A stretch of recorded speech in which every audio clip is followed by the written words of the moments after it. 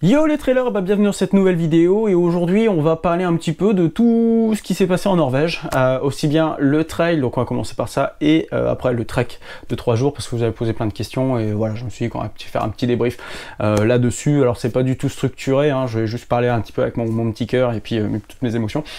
Donc voilà, on va commencer du coup par le trail, donc l'ultra trail, donc les îles Lofoten déjà en Norvège. Où est-ce que c'est? Alors si on met une petite carte, c'est là-haut, tout là-haut, tout là-haut. Donc on est au nord du cercle arctique, donc c'est un endroit où la nuit ne vient jamais, donc à cette période là effectivement il fait jour 24 heures sur 24, ce qui est assez déroutant, et c'est plutôt cool aussi parce que du coup si tu veux faire des activités t'as pas la deadline de la nuit. Donc le Lofoten Ultra Trail, du coup moi j'ai découvert ça l'année dernière par la vidéo de Vincent Godin, et que je vous mets là d'ailleurs. Ça faisait un moment que je voulais partir en Norvège, hein. Vous savez que j'ai eu une opportunité aussi d'aller bosser potentiellement en Norvège il y a quelques mois, donc opportunité qui s'est pas concrétisée, mais bon voilà. Et du coup, ce trail, c'était pour moi l'occasion de pouvoir aller visiter la Norvège, donc un pays qui m'appelait depuis un bon moment, et du coup d'en profiter pour faire une course, hein, du coup de joindre l'utile à l'agréable, même si je sais pas, c'est vraiment qu'une course, c'est vraiment l'agréable, mais en tout cas, c'était le but de vraiment découvrir ça à travers un trail, du coup, pas se prendre la tête sur des itinéraires et tout ça. Donc c'était un 100 miles, hein, 165 km, avec 7000 de dénivelé positif, mais la caractéristique c'est que c'est pas forcément méga violent comme course. Si je vous mets le profil ici, vous voyez bien qu'il y a beaucoup de zones à peu près plates, mais voilà, c'est ce dont j'aurais dû me méfier. En fait, le plat en Norvège n'existe pas vraiment, hein. Quand c'est à peu près plat, c'est une technicité quand même à toute épreuve, c'est beaucoup rocailleux, il n'y a pas vraiment de chemin enfin voilà, il n'y a pas de chemin. En fait, le balisage, c'était vraiment des petits drapeaux. Il fallait les suivre et voilà, il n'y a pas vraiment de chemin. Donc il fallait s'inventer sa propre route à travers les cailloux et tout ça. Et enfin voilà, c'est une course où on a tendance à beaucoup se perdre. Pas de beaucoup, mais voilà, donc c'était important d'avoir le tracé GPS sur son téléphone ou sur sa montre pour éviter du coup de partir trop loin dans la mauvaise direction. Parce que voilà, parfois on partait et puis on était au bord de mer, en fait il fallait monter la crête et tout ça. Donc voilà, j'ai été surpris par 2-3 passages comme ça, mais voilà, la technicité quand même de ce trail est assez imposante, assez haute, assez forte.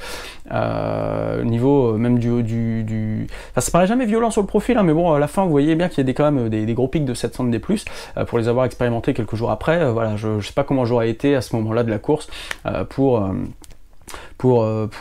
enfin comment j'aurais été physiquement pour pouvoir accepter de monter ces trucs là à 700 des plus, voilà, sur 2 km, voilà, c'est quand même assez intensif, mais en tout cas c'était une belle expérience. Alors qu'est-ce qui s'est passé sur cette course? Comme vous le savez, bon, j'ai abandonné la course, hein, voilà, c'est mon premier abandon depuis que je fais des ultra trails, depuis que je fais des courses hors blessure, hein, c'est vraiment je veux dire un abandon vraiment là où j'en pouvais plus, enfin j'étais en hypothermie, j'étais gelé.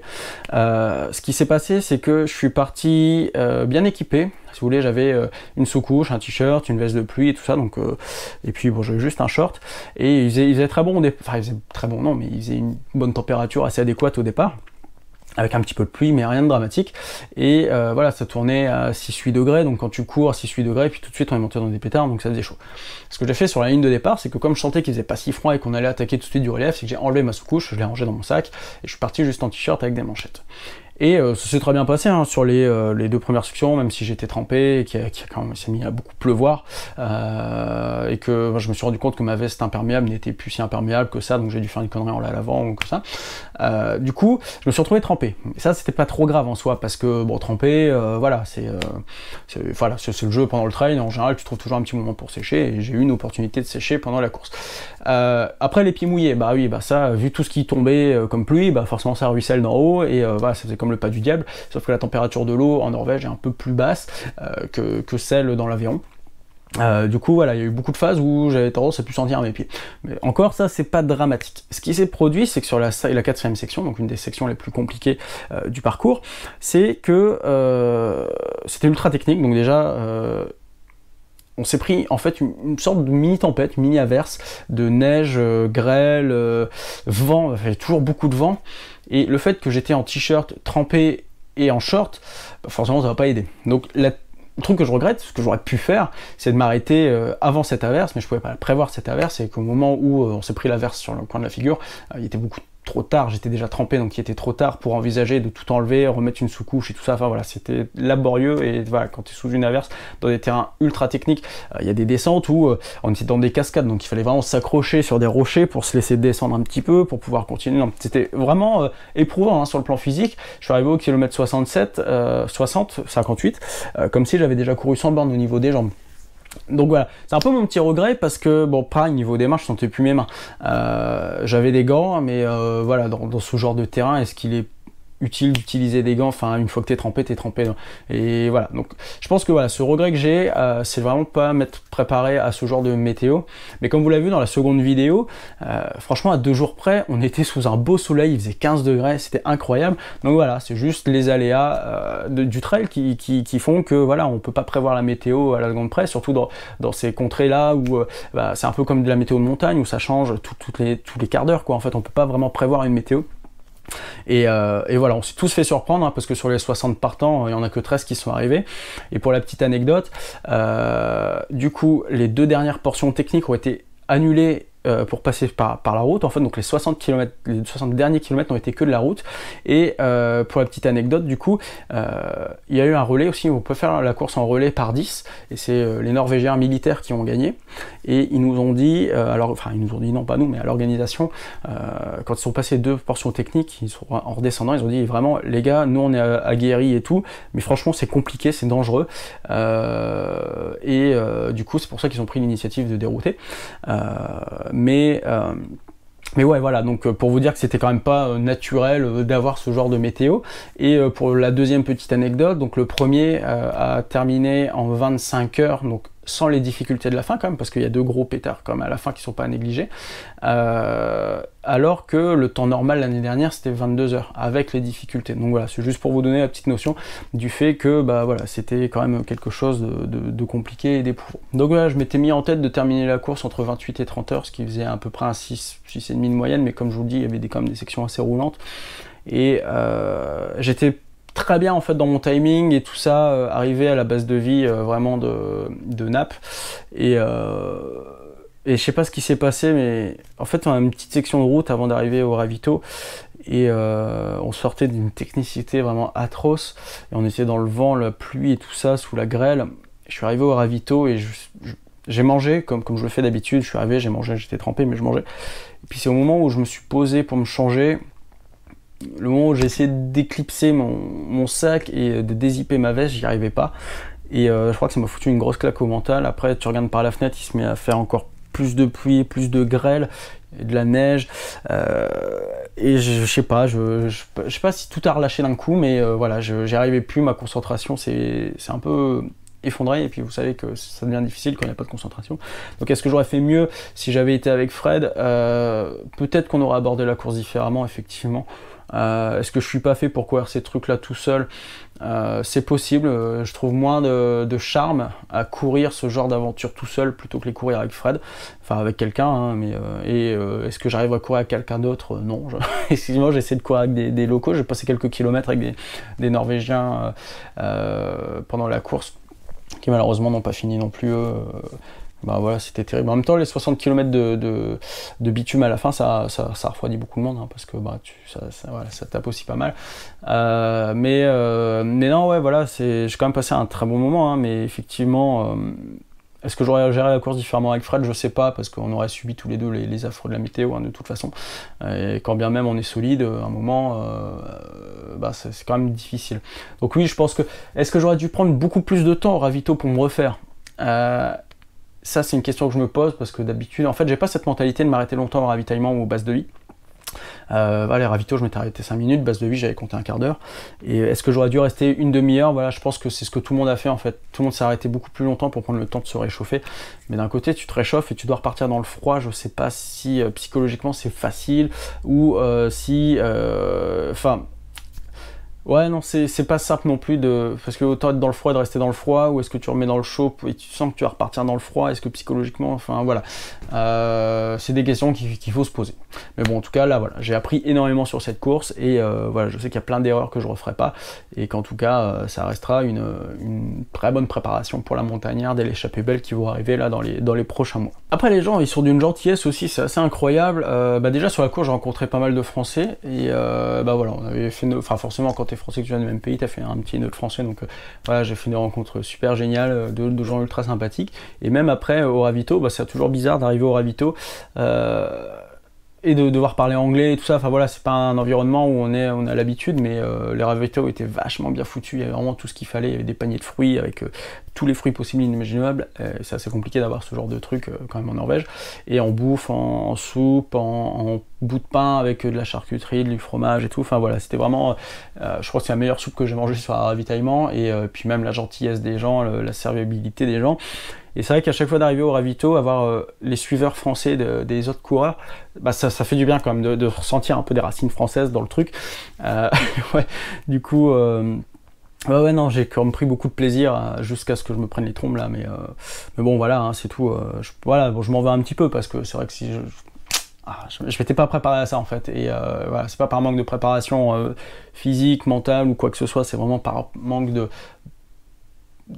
préparation d'inattendu sur la course que j'ai échoué, enfin on va dire ça comme ça, mais en soi, voilà, je regrette pas, et est-ce que j'y retournerai, ça je ne sais pas encore, parce que du coup, du fait que j'en ai bien profité moi après, derrière, j'ai quand même vu tout ce qu'il fallait voir, et je sais pas si la course prend vraiment le meilleur itinéraire. En même temps, c'est difficile aussi de traverser les îles, parce qu'il n'y a pas des chemins partout, et comme je vous l'ai dit que c'est ultra technique, voilà, il y a pas mal de passages où on prend la route, et bon voilà, mais vraiment, hein, je vous invite, hein, si vous avez l'occasion, l'opportunité et les moyens financiers, parce que c'est pas donné, hein, c'est un dossard à 450 € quand même, plus le voyage, d'aller visiter un peu ça, et si vous avez même l'occasion d'y aller juste pour vous-même et d'aller vous balader dans les Lofoten, franchement, allez-y, parce que c'est quand même un endroit préservé à part, il n'y a pas beaucoup de touristes, et même les touristes que vous croisez, en soi c'est génial parce que, enfin, comme il faut avoir une certaine mentalité, je pense, pour aller là-haut, enfin, on choisit pas de partir en vacances dans le cercle polaire, juste parce que, voilà, les gens vont plutôt dans le sud ou à la plage. Et du coup, les mentalités que tu rencontres, des Finlandais, Suédois, Allemands, enfin, j'ai rencontré beaucoup de gens aussi dans mon trek. Enfin voilà, c'est des gens qui sont très faciles à vivre, très faciles à discuter, et tout le monde est en camping, donc c'est assez drôle aussi d'avoir d'avoir cette mobilité, et que voilà, les gens sont très libres, et il n'y a pas de voleurs, et ça c'est assez incroyable aussi. C'est un pays très neutre, je veux dire, les gens ils partent à vélo, ils posent leur vélo, ils font leur montée, leur rando, ils redescendent et ils reprennent leur vélo, mais sans mettre d'antivol, sans rien, et tu peux tout laisser en plan sur une table, ça pose aucun souci, et voilà, ça c'est quand même super agréable, et c'est toujours une grosse claque culturelle que tu le prends quand tu voyages dans ce genre de pays nordiques. C'est pour ça que moi j'adore aller dans les pays scandinaves, mais voilà, est-ce que je repartirai en Norvège? Assurément oui, je retrouverai quelque chose à faire en Norvège, ouais. Je sais que Vincent a participé à une autre course à part le Lofoten Ultra Trail, et du coup j'ai regardé un peu ça, mais après il y a tellement de courses à faire aussi dans le monde que voilà, il faut peser un peu enfin voilà, mais en tout cas c'est vraiment une destination coup de cœur là, qui m'a bien fait plaisir de découvrir. Bon, du coup ça m'a foutu un petit coup au moral, hein, et forcément le lendemain tu ressasses tes erreurs et tout ça, puis bon, maintenant avec un peu de recul, je me dis oui, bon voilà, c'est les aléas, et voilà, c'est pas grave, je suis quand même un peu je vais pas dire déçu, c'est pas ça, mais voilà, j'ai pris un petit coup dans mon moral, hein, forcément, parce que j'ai jamais abandonné, et puis je me dis que c'est quand même des erreurs bêtes, et d'un autre côté, il faut que je me dise que oui, voilà, je reste un homme, et que de temps en temps, voilà, c'est normal de devoir s'incliner face à la nature, et puis voilà. Donc, deuxième plan du voyage, ce qui était quand même prévu à la base, mais pas de manière aussi intensive, parce que bon, quand tu prends 70 bornes avec 7000 de D+, forcément tu pars pas pour un trek pour te refaire 8005 de D+, sur 100 bornes. Le but, voilà, comme j'avais un peu de temps à tuer, je me suis dit, je prends une bagnole, je me sélectionne plein de montagnes, enfin j'avais déjà prévu de prendre une voiture, mais je me sélectionne plein de montagnes, et puis je pose la voiture, je pars en rando, je fais tous les montagnes, puis je reviens, puis je pose la voiture à un autre endroit. Donc j'ai fait ça sur 3 jours, enfin plutôt 2, hein, vraiment, et voilà, du coup vous voyez la vidéo, hein, c'est quand même un moment exceptionnel à passer. Je me suis pas vraiment perdu, mais voilà, j'ai eu quand même des difficultés, bah forcément dès qu'il pleut et tout ça, c'est toujours plus compliqué. Mais c'est voilà, c'est quelque chose à part, les îles Lofoten, parce que ce qui est fantastique, c'est que tu as la mer, elle est froide, hein, la mer, c'est pas une mer, bon, tu peux aller te baigner, hein, mais si tu es un peu courageux et que tu aimes bien l'eau à 6-7 degrés, hein, je sais pas combien elle était, mais bon, j'étais pas encore assez avancé dans ma préparation de résistance au froid pour pouvoir aller me baigner à ce moment-là, mais je vous parlerai de ça dans une autre vidéo. Mais voilà, ce qui est génial, c'est que bon, c'est très abrupt, hein, forcément, donc c'est pas des randonnées forcément faciles, hein. Quand tu regardes sur le site de classement des randonnées, il y a vraiment beaucoup de choses difficiles, voire très difficiles, mais ce qui est génial, c'est qu'à peine tu as avancé de 3 km sur ta rando, que tu as l'impression d'être vraiment au milieu de la montagne, et t'as pas besoin d'aller loin en fait pour t'offrir des paysages qui sont fantastiques. Ce qui est d'autant mieux d'ailleurs, comme vous l'avez vu dans la vidéo, c'est que comme il y a du soleil et une vue dégagée, c'est quand même magnifique. Enfin, tu as toutes ces petites archipels, tu as une vue ultra dégagée, ouais, non, enfin voilà, c'est vraiment beau et reposant, mais d'un autre côté, c'est assez difficile parce que quand tu cours de crête en crête pour aller chercher la montagne d'après, c'est pas forcément praticable. Même du fait de la l'abruptité des montagnes, il n'y a rien qui est vraiment praticable. Donc en soi, en technicité, et puis dans les cailloux et tout ça, c'est vraiment un excellent terrain d'entraînement, et je comprends pourquoi, je sais pas, je pense que les datas elles sont assez folles, je crois que 80% de la population norvégienne fait du sport. Mais tu comprends, et ça me fait rire parce que quand j'ai vu que dimanche, t'as genre la maman qui promène son enfant de 2 ans, le tenant par la main sur les crêtes, et que c'est le gamin qui demande en fait de venir courir un peu partout comme ça, ou le mec qui promène son chien, toi t'es à 700 D+, tu vas te galérer à faire tes 3 km avec 700 D+, et que le mec qui prenne son chien là, genre tout tranquille, et puis que les mecs, voilà, c'est leur sortie du soir, quoi, ils vont se promener, ils vont là-haut et puis ils redescendent. Mais non, ça a été quelque chose d'incroyable.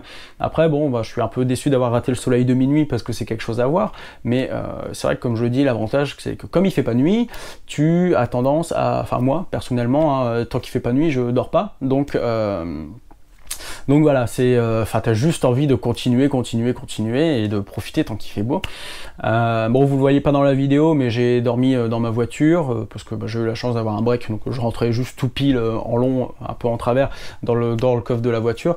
Je vous ferai une vidéo aussi sur tout le kit que j'ai embarqué pour les randos, de tout mon matériel un peu light que j'utilise quand je pars en fast hiking, enfin vraiment du trail, mais léger, donc genre avec une autonomie de 2-3 jours, hein, pas beaucoup plus, en météo plutôt ouais, jusqu'à, allez, on va dire 10 degrés et tout ça. Donc je vous présenterai ça dans une autre vidéo. Et je viens de me rendre compte en fait en montant la vidéo que j'avais pas du tout conclu cette vidéo. Donc voilà ce que je peux vous dire sur ce séjour en Norvège. Voilà. En tout cas, merci pour tous vos commentaires super sympas sur la vidéo de la course, parce que voilà, j'étais un peu triste de pas finir, et de voir tous vos commentaires, ça m'a fait super chaud au cœur. Et voilà, si vous avez d'autres questions sur tout ce séjour en Norvège, n'hésitez pas dans les commentaires, hein, je prendrai plaisir à vous répondre. Et puis je vous dis à très bientôt dans une prochaine vidéo. Ciao.